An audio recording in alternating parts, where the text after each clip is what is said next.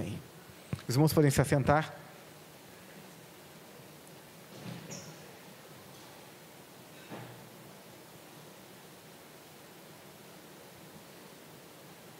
Parábolas de Jesus.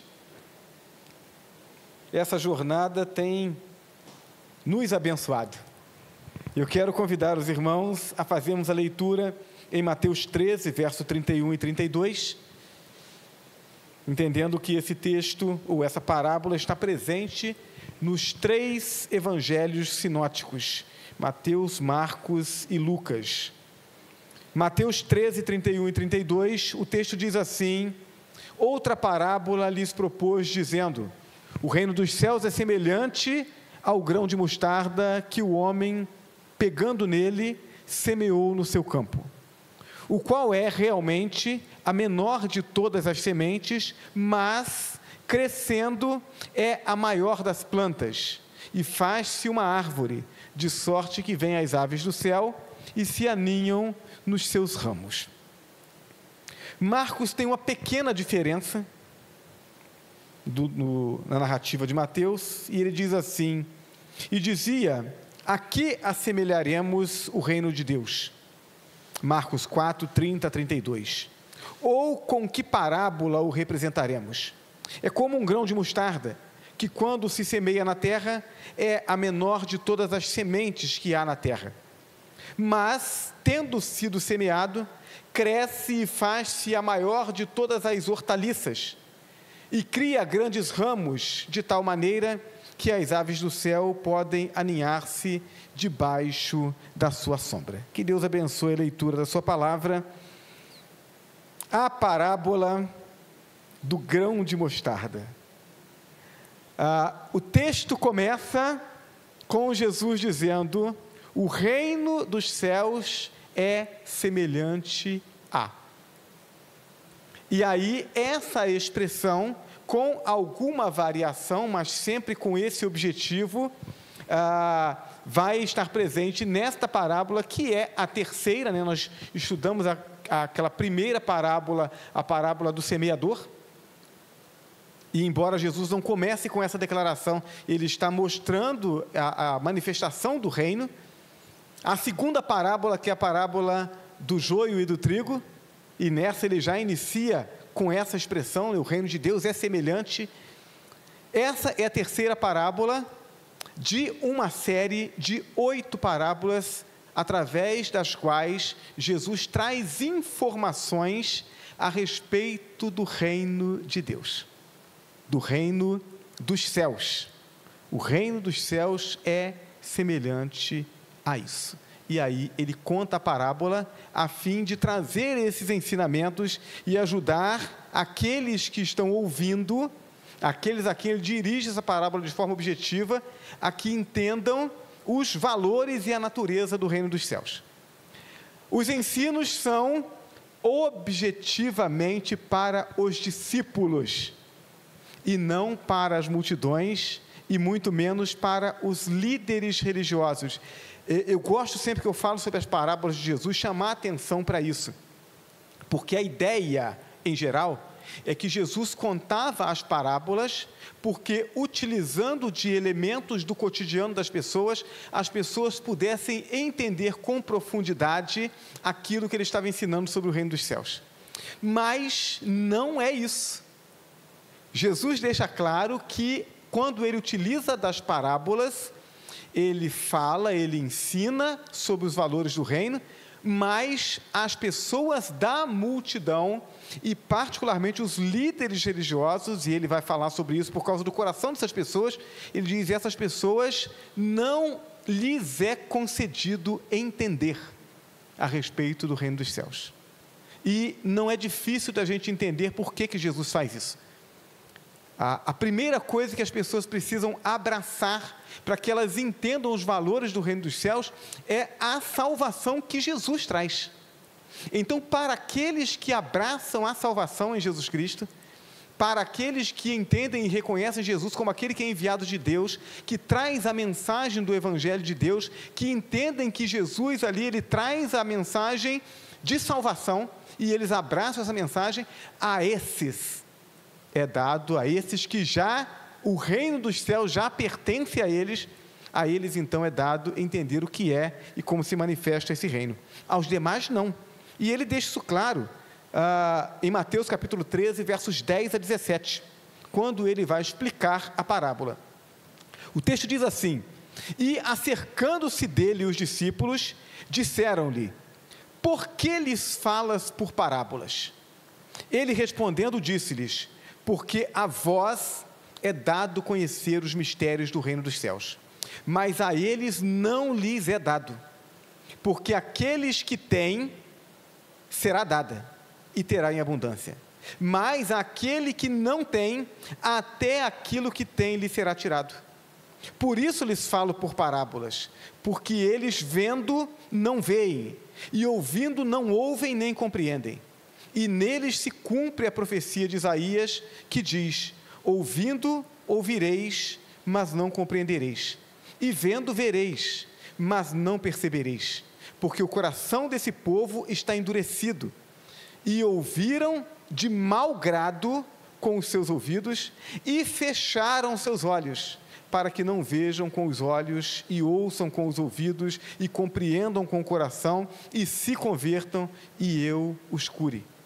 Mas bem-aventurados os vossos olhos, porque veem, e os vossos ouvidos, porque ouvem.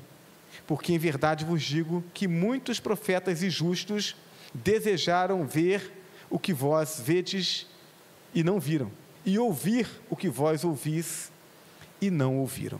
Então Jesus deixa claro que o fato de as pessoas estarem ouvindo, mas não com o desejo de abraçarem esta salvação, faz com que eles não sejam dignos de receber as informações sobre o reino.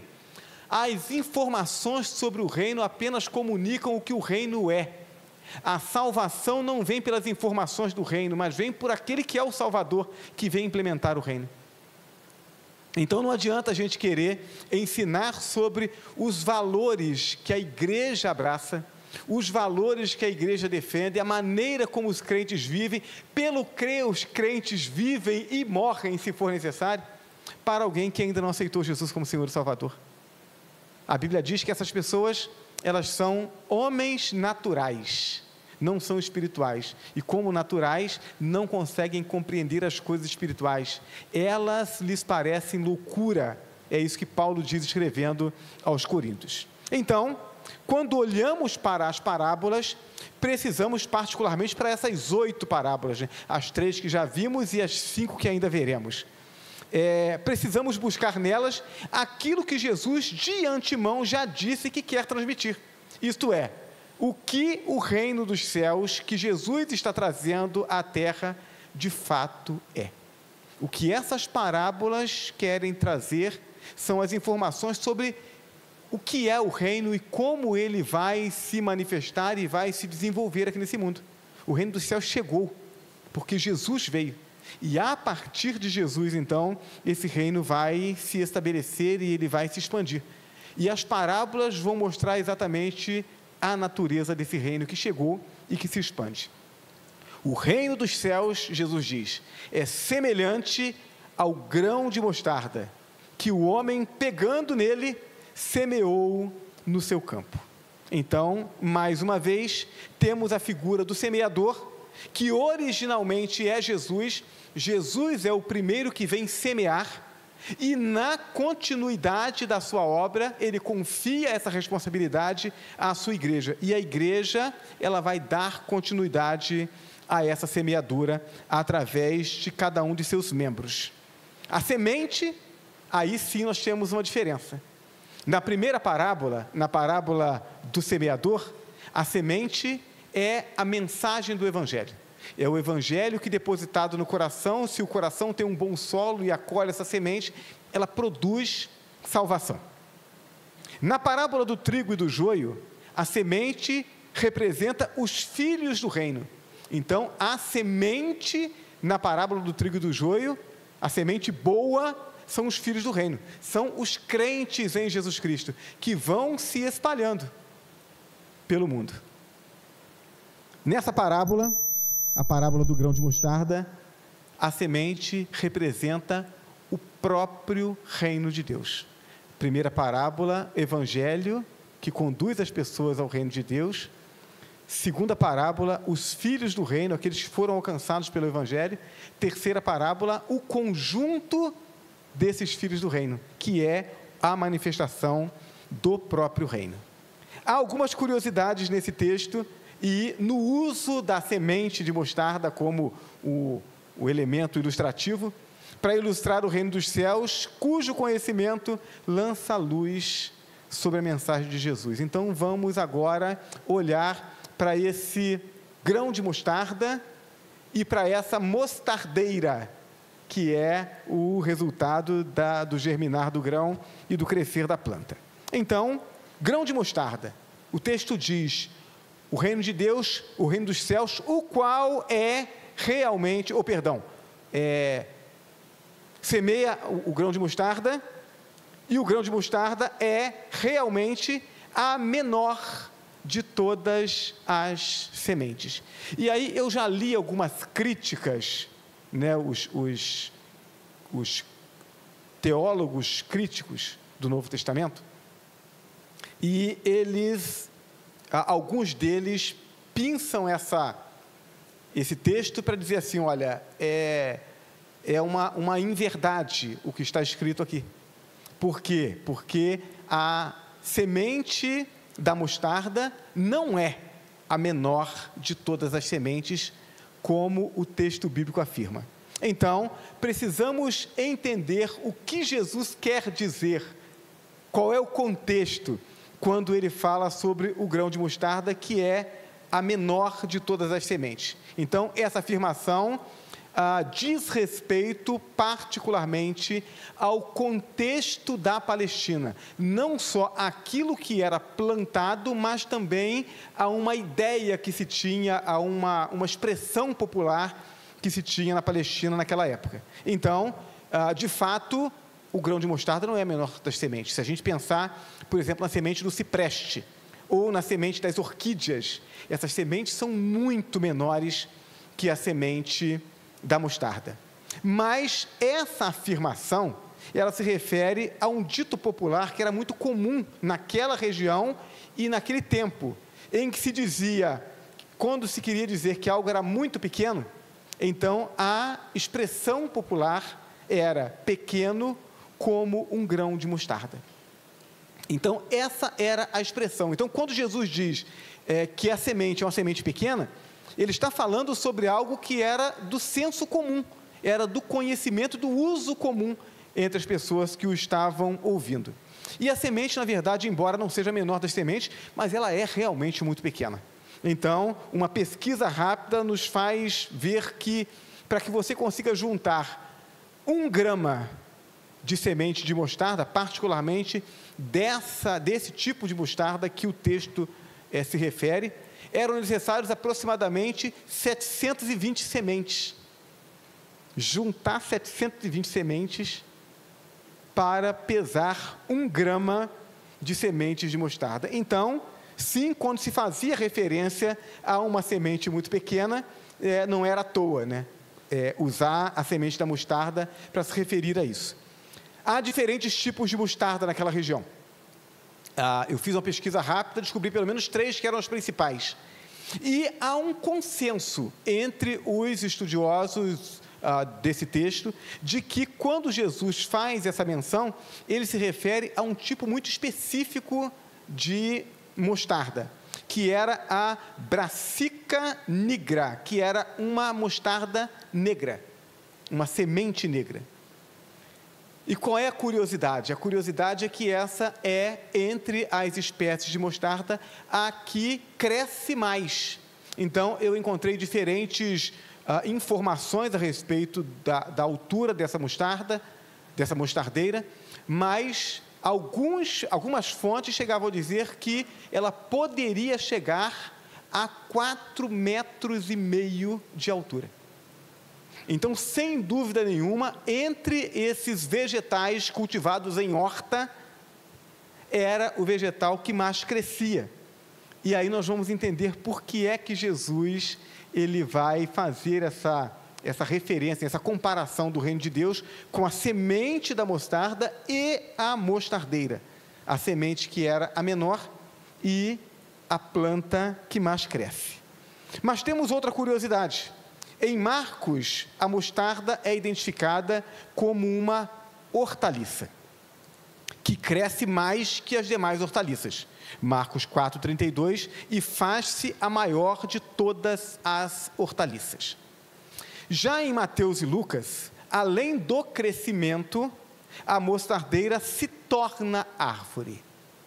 Então, Mateus e posteriormente Lucas vão utilizar esse detalhe, né? Esse detalhe a mais que Marcos não destaca. O contraste é que as hortaliças, elas têm a característica de crescerem rápido. Né? Você planta um pé de alface, não sei quantos aqui já cultivaram, mas o pé de alface, o negócio cresce rápido. Né? E se você chegou no tempo, você não colheu, você perde. Então, as hortaliças têm a característica de, uma vez semeada, ela crescer rapidamente, ela produz o seu fruto ou o alimento a que ela se destina e ela morre. No caso da mostardeira, o tempo de vida dela é de no máximo 1 ano, entre a semeadura, o germinar, o crescer, o florescer, dar a semente e morrer. 1 ano. Qual é a diferença quando então Jesus fala sobre essa hortaliça que se torna árvore? A diferença é que, no caso da hortaliça, ela tem um tempo curto de vida. Naquele tempo, ela cresce, floresce, frutifica e morre. No caso da árvore, a árvore tem uma característica diferente. Ela cresce lentamente em comparação com a hortaliça. Mas, quando ela frutifica, ela passa a frutificar de forma sistemática. Algumas frutificam anualmente. Todo ano, naquele tempo, ela frutifica. E algumas frutificam várias vezes no ano. Né? Eu tinha não, né? Porque ainda tem, tá na minha casa, lá em Valença, um pé de acerola, que a gente colhia acerola o ano inteiro. Uma delícia. Então, essa é a diferença da hortaliça. Tem, aí, tá vendo? Eu vou fazer uma visita a vocês. Na outra, poxa vida. Então, o que Jesus está dizendo? Olha, cresce como a mostarda, muito rápido, e frutifica como a árvore, continuamente. Esse é o comparativo que Jesus faz. A declaração, portanto, é que a semente que foi semeada, uma semente tão pequena, gera uma mostardeira, que como tal, crescimento rápido. Mas, ao final do seu crescimento, ao invés de ela morrer, ela continua viva e continua dando frutos. Então, quais são as verdades que a parábola comunica sobre o reino dos céus? Primeira verdade: da mesma forma que o início da mostardeira se dá por uma pequena semente, o reino dos céus também se inicia pequeno. Como é que o reino dos céus se inicia? Mateus 3, versos 1 e 2. E naqueles dias apareceu João Batista pregando no deserto da Judéia e dizendo: arrependei-vos, porque está próximo, em outra versão, é chegado o reino dos céus. O reino dos céus chega quando Jesus vem. Jesus estabelece o reino dos céus. O reino dos céus se manifesta através de Jesus e se multiplica através dos seus discípulos. Então, começa muito pequeno. Eu fico imaginando talvez a ansiedade dos discípulos enquanto eles não entenderam o que de fato Jesus estava trazendo para o mundo. E eles, na expectativa de que Jesus iria assumir o trono de Israel, e vendo Jesus, ao invés de se concentrar nas grandes cidades, procurar as pessoas mais importantes, fazer acordos políticos, eles viam Jesus pregando, curando, abençoando a vida de pessoas nas cidades pequenas e juntando um pequeno grupo de pessoas com ele, ao invés de uma grande multidão. E talvez houvesse esse incômodo neles até que eles chegassem ao entendimento. O reino começa muito pequeno, mas 2000 anos depois, cá estamos nós, né? Em números surpreendentes em todo o mundo, mesmo sendo a religião que mais sofreu perseguição e mais sofre perseguição em toda a história. Segundo, o crescimento da mostardeira é surpreendente, podendo chegar, como eu disse, a 4,5 metros de altura e produzindo muita semente. Vale lembrar que a mostardeira dura 1 ano, então toda aquela abundância de semente que ela produz, ela tem que produzir dentro do intervalo de 1 ano, da semeadura até a morte dela. É essa a produtividade da mostardeira, o crescimento rápido e a produtividade. Assim a história registrou o crescimento do cristianismo, confirmando as palavras de Jesus. E aí eu busquei algumas informações na internet a respeito desse desenvolvimento do cristianismo, só para que a gente possa ter essa ideia e aquecer o nosso coração, né? Porque quando Jesus ressuscitou dos mortos, o grupo mais unido dos discípulos somava 120 pessoas. Era aquele grupo que ficou reunido em Jerusalém, orando pelos 10 dias restantes até o dia de Pentecostes, quando o Espírito Santo veio sobre a igreja. 120 pessoas. Mas, segundo dados, ao final do 1º século, mesmo com toda a perseguição, mesmo com a história nos narrando que as ruas de Roma foram lavadas com o sangue dos cristãos, que os cristãos eram mortos a flechadas, eram mortos queimados nas estacas, eram mortos nas arenas. Mesmo assim, no final do 1º século, nós temos dentro do Império Romano mais de 10.000 cristãos. Ao final do 2º século, o cristianismo já ultrapassava o número de 300.000 cristãos.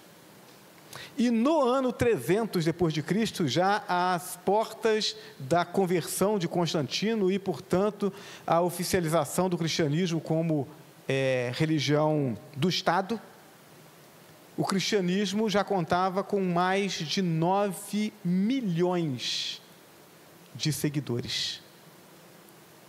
Cerca de 17% da população do Império Romano no ano 300.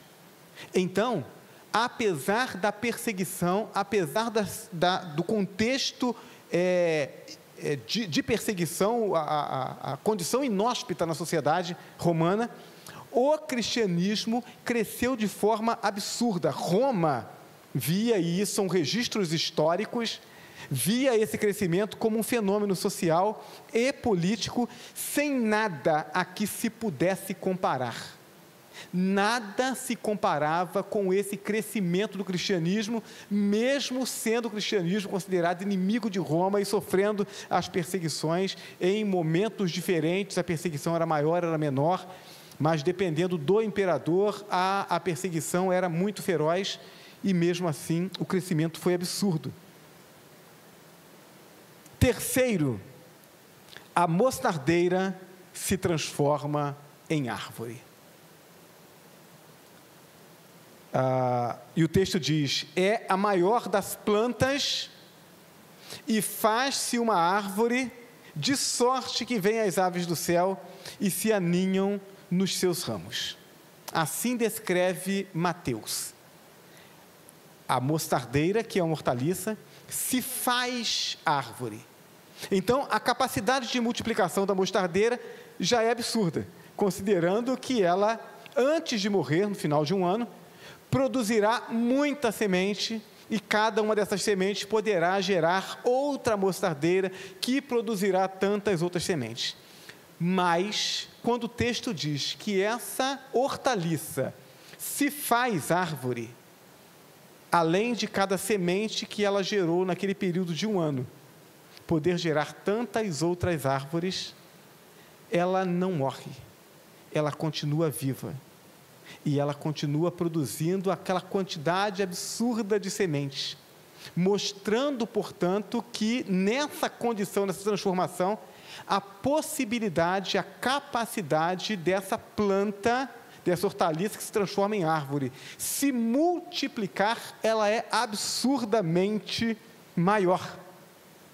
E aí, quando Jesus diz que o reino de Deus é semelhante ao semeador que semeou a semente de mostarda, que se transformou em uma hortaliça enorme, produzindo muita semente, que depois disso ela se transforma em uma árvore, ela continua produzindo. O que Jesus está chamando a atenção é para o poder que opera na igreja, que os seus discípulos estariam experimentando dele a partir da vinda do Espírito Santo. Recebereis poder ao vir sobre vós o Espírito Santo, e sereis minhas testemunhas, tanto em Jerusalém como em toda a Judéia e Samaria, e até os confins da terra. Atos capítulo 1, versículo 8. É sobre isso que Jesus está falando. Então, esse poder que habita na igreja, possibilita que a igreja viva esse crescimento surpreendente. O mesmo ritmo, e talvez seja essa a grande mensagem para os nossos corações quando lemos essa parábola, o mesmo ritmo experimentado nos primeiros séculos pode ser replicado hoje. Por quê? Porque a mostardeira se transformou em árvore. Ela não morre para que a continuidade seja por outro. Ela continua frutificando. Então, a capacidade de reprodução, ela é muito maior. O mesmo ritmo de crescimento que a igreja experimentou no primeiro século, com todo um mundo contrário, com todo um conceito de vida, de sociedade, de moralidade contrário, com um império perseguindo e matando os crentes. A igreja cresceu. O que o texto nos faz entender é que a natureza da igreja e o poder que habita nela faz com que ela possa continuar mantendo o mesmo ritmo de crescimento. Então, quando nós olhamos para a igreja de Cristo hoje e nós não vemos esse mesmo ritmo de crescimento, nós precisamos entender que isso não é por causa da natureza da igreja. Isso não é por causa de falta de poder. Tem alguma coisa que precisa ser ajustada em nós. Nós precisamos acreditar e viver segundo o desafio que o Evangelho nos apresenta. Quando cremos no Evangelho, recebemos o Espírito Santo e o poder de Deus passa a habitar em nós.